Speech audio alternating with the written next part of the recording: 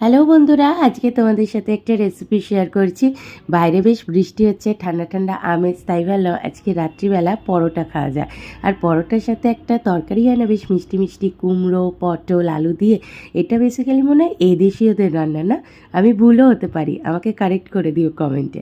তো যাই হোক, আজকে এই তরকারিটাই বানাচ্ছি। তো দেখতেই পেলে নুন আর হলুদ দিয়ে পটল, কুমড়ো, আলু ভেজে নিলাম লালচে করে। আর সর্ষের তেলের মধ্যে তেজপাতা, শুকনো লঙ্কা, হিং, একটু আদা গ্রেট করা, পাঁচফোড়ন দিয়ে তার মধ্যে টমেটো দিয়ে আর ডেলিকার যে মশলা আছে নুন, হলুদ, লাল লঙ্কার গুঁড়ো, ধনে, জিরে সব গুঁড়ো দিয়ে স্বাদ মতো একটু বেশি করে চিনি দিতে হবে, দিয়ে ভালো করে মশলা কষিয়ে নিয়ে তেলটা বেরিয়ে আসলে ভাজা কুমড়ো, পটল, আলুটা দিয়ে দিলাম। দিয়ে নাড়াচাড়া করে তার মধ্যে গোটা গরম মশলা আর একটু ঘি ছড়িয়ে দিলাম।